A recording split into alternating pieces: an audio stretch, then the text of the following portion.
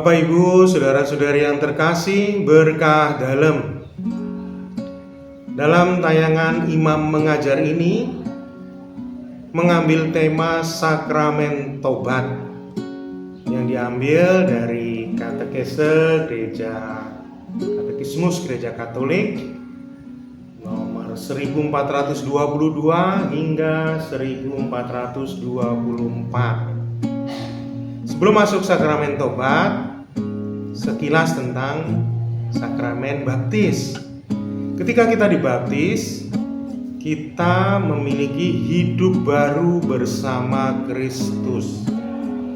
Namun demikian, hidup baru bersama Kristus ini rentan, bagaikan berada di bejana tanah liat. Kita mudah retak, rapuh, bahkan mungkin pecah. Kenapa? Karena dosa manusia, dosa kita, dosa masing-masing dari kita. Nah, oleh karena itu ada sakramen tobat. Sakramen tobat ini adalah untuk memperbaiki bejana yang pecah ini, yang rapuh ini, untuk diperbaiki. Dan setiap kali pecah, kita perbaiki lagi. Di tengah kerapuhan ini kita menyadari Tuhan itu Maha Pengasih. Maka pasti Tuhan akan memperbaiki kita yang pecah karena dosa kita. Inilah sakramen tobat. Jadi apakah sakramen tobat itu?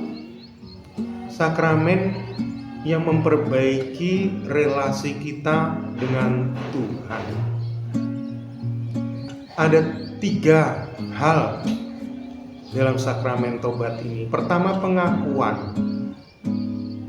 Mengapa harus mengaku? Karena Tuhan itu memanggil orang-orang yang berdosa untuk kembali. Bahkan kalau kita hilang atau tersesat, dicari sampai ketemu.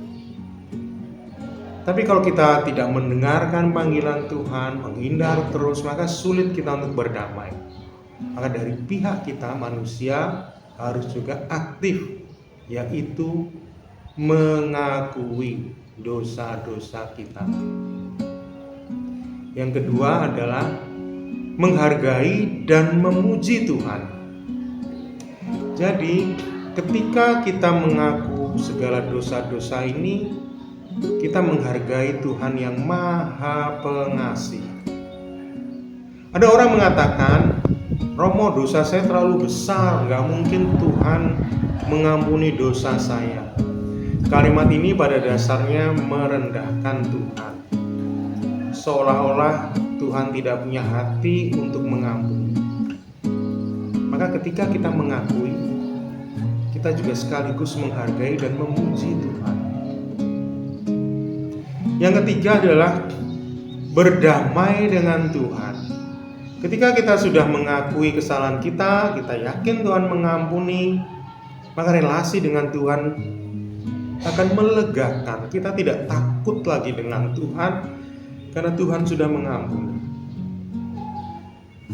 Tetapi berdamai dengan Tuhan ini harus konsisten. Kalau kita berdamai dengan Tuhan, artinya juga berdamai dengan sesama. Tidak mungkin kita berdamai dengan Tuhan, sementara itu kita memusuhi atau konflik atau membenci saudara-saudari kita. Ini sama saja dengan saya misalnya seorang pelukis. Ada orang mengatakan, Romo lukisannya bagus, tetapi orang yang sama juga menghancurkan lukisan saya. Apa arti pujian ini? Tidak ada artinya. Sama dengan ketika kita terima kasih Tuhan sudah mengampuni, maka kita juga mengampuni sesama. Kita ini adalah karya Tuhan, ciptaan Tuhan.